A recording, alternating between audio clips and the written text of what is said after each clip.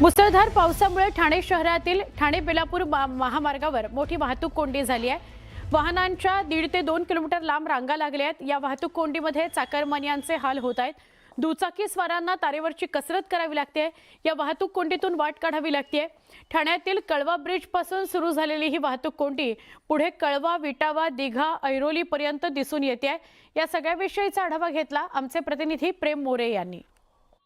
सध्या मी आहे ठाण्यातील कळवा विटावा परिसरात। तुम्ही जर माझ्या पाठीमागे पाहिलं तर वाहनांच्या 1.5 ते 2 किलोमीटरच्या लांब रांगा लागल्याचं चित्र पाहायला मिळतंय। कुठेतरी आज सकाळपासूनच मुसळधार पावसाने ठाणे शहरामध्ये मुसळधार हजेरी लावल्याची पाहायला मिळते आणि त्यामुळे कुठेतरी जे आहे मोठ्या प्रमाणात शहरामध्ये आता वाहतूक कोंडी झाल्याचं चित्र जे आहे ते पाहायला मिळतंय। चाकरमानी वर्ग मोठ्या प्रमाणात या वाहतूक कोंडीत अडकून पडल्याचं चित्र पाहायला मिळतंय। कुठेतरी ठाण्यावरून नवी मुंबईच्या दिशेला म्हणजे कळवा असेल, विटावा असेल, दिघा असेल, ऐरोली असेल, रबाळे असेल इथपर्यंत ही वाहतूक कोंडी झालेलं चित्र पाहायला मिळतं। जवळजवळ 1.5 ते 2 किलोमीटर वाहनांच्या लांब रांगा या ठाणे शहरात पाहायला मिळतात। हीच परिस्थिती जी आहे ठाण्याच्या आणि मुंबईच्या वेशीवर सुद्धा जी आहे ती पाहायला मिळते। ठाण्यामध्ये बहुतांश ठिकाणी सकाळच्या वेळेस मोठ्या प्रमाणात वाहतूक कोंडी होत असल्यामुळे चाकरमानी वर्गांचे मोठे हाल होताना पाहायला मिळतात। तुम्ही जर ह्या बाजूला जर पाहिलं तर ही नवी मुंबईच्या दिशेने जाणारी वाहतूक आहे आणि जवळजवळ आपण पाहिलं तर समोर जो दिसून येईल तो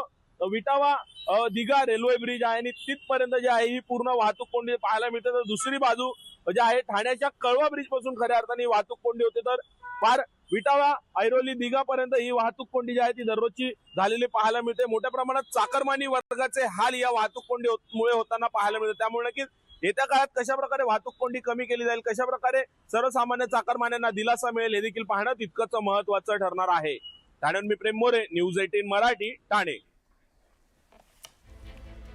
सातारा जिल्ह्यातील वडगाव हवेली इथल्या सिद्धेश्वर पाझर तलाव इथं मुसळधार पाऊस पडतोय। त्यामुळे हा तलाव पूर्ण क्षमतेने भरला आणि सांडव्यावरून पाणी वाहू लागलं। तलावाच्या सांडव्यावरून कोसळणारा नयनरम्य धबधबा पर्यटक आणि निसर्गप्रेमींकरता आकर्षणाचा केंद्रबिंदू ठरलेला आहे। तलाव भरल्यामुळे परिसरातील शेतीसाठी पाण्याची चिंता दूर झाली आहे। शेतकऱ्यांमध्ये समाधान आहे। धबधबा पाहण्याकरता सांडव्यावर जाणाऱ्या पर्यटकांमुळे अपघाताचा धोका निर्माण झालाय। यामुळे पर्यटकांनी सुरक्षिततेची काळजी घेण्याचं आवाहन प्रशासनाकडून केलं जात आहे।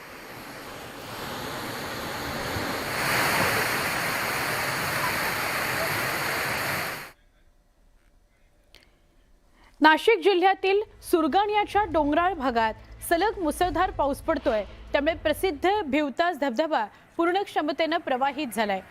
1000 फूट उंचीवरून कोसळणारा जलप्रवाह, हिरवाईने नटलेले डोंगर, ढग आणि धुक्याची मनमोहक दृश्य पाहण्याकरता पर्यटक मोठ्या संख्येने इथं दाखल होत आहेत। त्यामुळे पर्यटकांनी धोकादायक ठिकाणी जाऊ नका, सुरक्षिततेचे नियम पाळा असं आवाहन पोलीस प्रशासन करत आहे।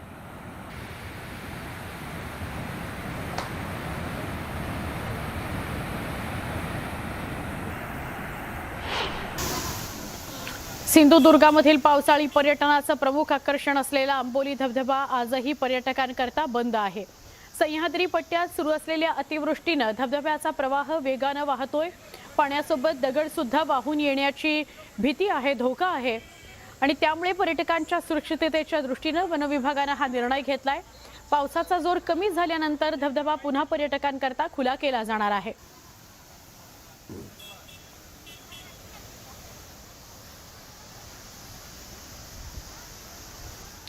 गोंदिया जिल्ह्यातील अनेक भागात मुसळधार पाऊस पडतोय। जोरदार पावसाने हजेरी लावलेली आहे। 5 दिवसांच्या विश्रांतीनंतर हा पाऊस पडतोय। त्यामुळे धान उत्पादक शेतकऱ्यांना दिलासा मिळालेला आहे।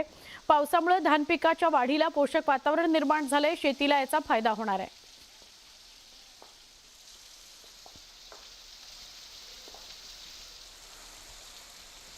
सह्याद्रीच्या डोंगर रांगांवर दाट धुक्याची चादर पसरली आहे। मुंबई पुणे एक्सप्रेस वेवर महत्वाकांक्षी मिसिंग लिंक प्रकल्प धुक्यात हरवून गेला। सलग पावसामुळे खंडाळा, लोणावळा हा परिसर हिरवाईने नटलाय। दर्यांमधून कोसळणारे धबधबे, धुक्यामध्ये हरवलेले रस्ते आणि मनमोहक निसर्ग पर्यटकांना भुरळ घालतो आहे। टायगर पॉइंट, भुशी धरण आणि विविध व्ह्यू पॉइंट्सवर पर्यटकांची मोठी गर्दी झाली आहे। मिसिंग लिंक आणि लोणावळा परिसरातील ड्रोन दृश्य पर्यटकांना भुरळ घालतायत।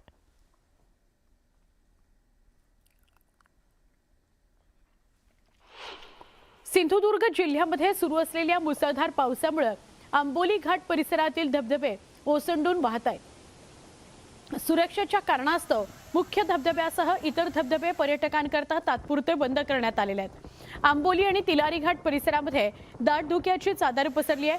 दृश्यमानता कमी झाली आहे। वाहनांचा वेग त्यामुळे मंदावलाय। दरम्यान जिल्ह्यासाठी येलो अलर्ट जारी करण्यात आलाय। दोडामार्ग तालुक्यातील काही गावांना पावसाचा फटका बसलाय। आंबोली घाटात झाड कोसळल्याने सध्या एकेरी वाहतूक सुरू आहे। आंबोली घाट मुसळधार पाऊस पडतोय, त्यामुळे हा आंबोली घाट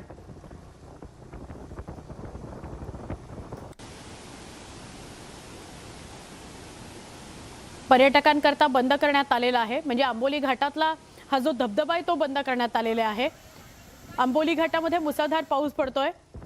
सिंधुदुर्ग जिल्ह्यातला हा अत्यंत प्रसिद्ध धबधबा आहे।